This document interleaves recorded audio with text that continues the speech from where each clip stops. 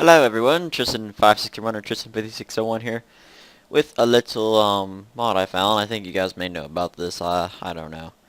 Um it's it's the Stanley Parable. It's something I was able to find.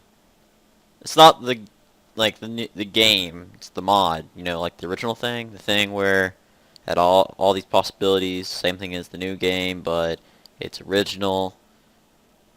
Yeah. I think there's a lot of different stuff too. I know about the game. I know about the mod too, but I never looked at the mod. I just looked at the game. I don't have the game, but I have this. This is yeah.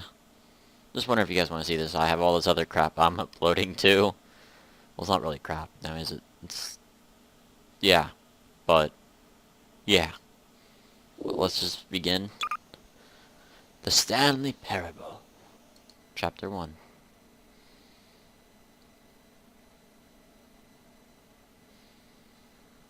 It's loading. Oh. This is the story of a man named Stanley. Stanley worked for a company in a big building where he was employee number 427. Employee number 427's job was simple. He sat at his desk in room 427 and he pushed buttons on a keyboard. Orders came to him through a monitor next to his desk, telling him what buttons to push, how long to push them, and in what order. This is what employee 427 did every day of every month of every year. And although others might have considered it soul-rending, Stanley relished every moment that the orders came in, as though he had been made exactly for this job. And Stanley was happy.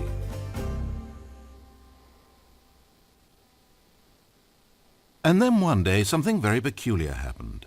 Something that would forever change Stanley. Something he would never quite forget. He had been at his desk for nearly an hour when he realized that not one single order had arrived on a monitor for him to follow. No one had showed up to give him instructions, call a meeting, or even say hi.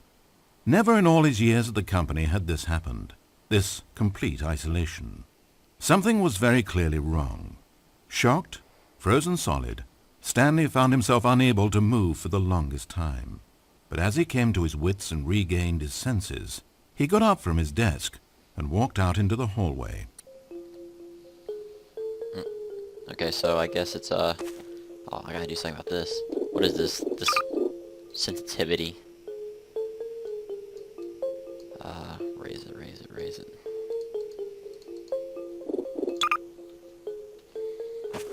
There we go.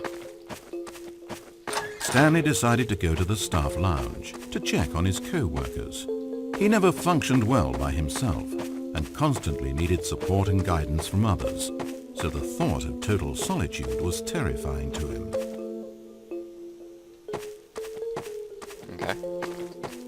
Can't jump. When Stanley came to a set of two open doors, he entered the door on his left. Okay.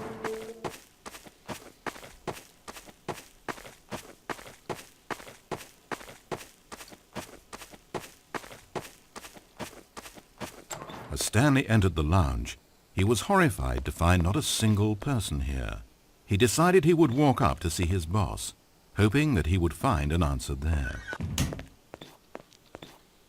All these magical doors is opening everywhere. I'm surprised Stanley's not questioning that.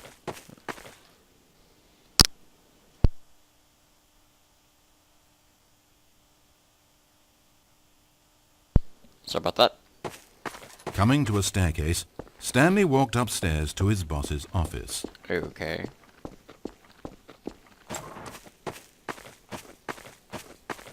Entering his manager's office, Stanley was once again stunned to discover not an indication of any human life.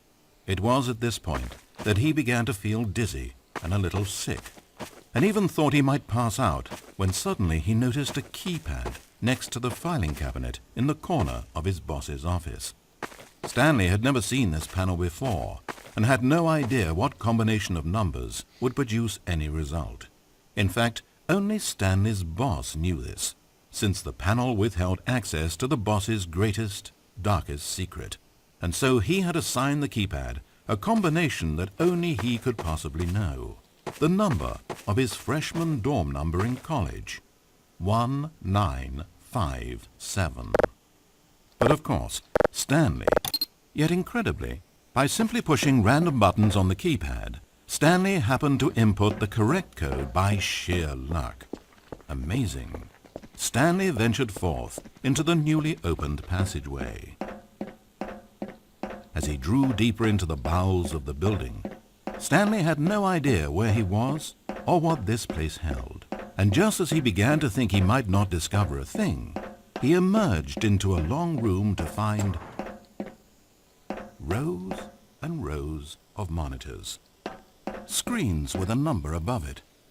Stanley noticed, however, that these were not random numbers, but the number of employees who worked in the building, his co-workers.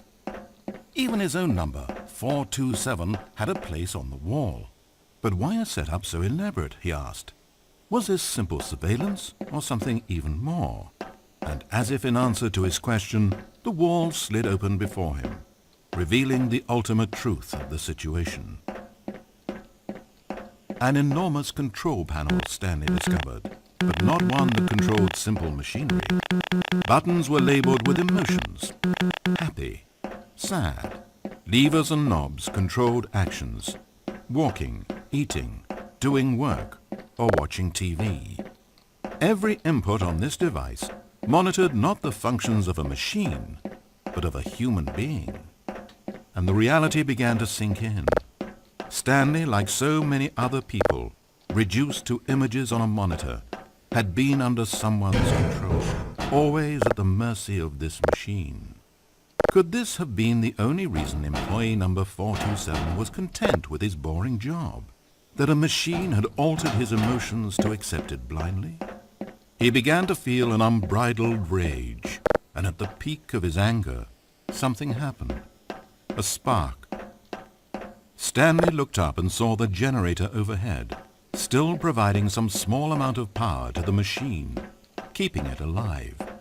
And knowing that this generator was all that kept the controls running, Stanley moved to the ladder in the back of the room and began to climb towards the rafters. Okay then. It's moving along quite fast, isn't it?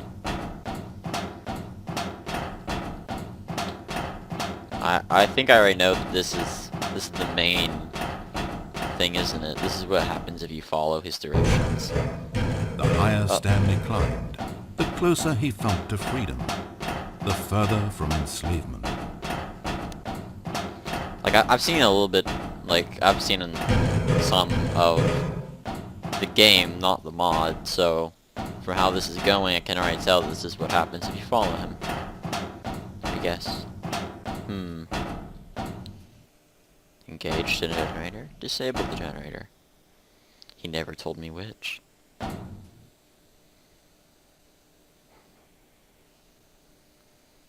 Which should I choose? Freedom or enslavement? Freedom or enslavement? I don't have a coin to flip. I guess we'll just follow along with what it says. And with that, we'll be done with this place. Then we can start all over. A new life. Oh. No flashlight. Blackness. Power gone. All alone. And then...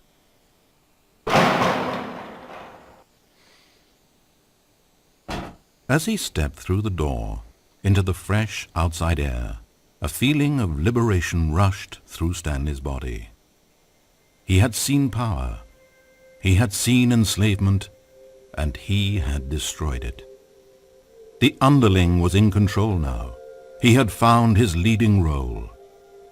Stanley never discovered why everyone had gone missing, nor how and when he had come under the machine's control. But it didn't upset him terribly, because he knew that this was how things were meant to happen. All he felt was a delight unlike any he had ever known before. Never again would he follow someone else's orders without question. Never again would anyone tell Stanley where to go, what to do, or how to feel. No more bosses. No more instructions on a screen. Stanley decides for himself now. And he stepped out into the world, and he felt the cool breeze upon his skin, and Stanley was happy. Is this the end? Yes.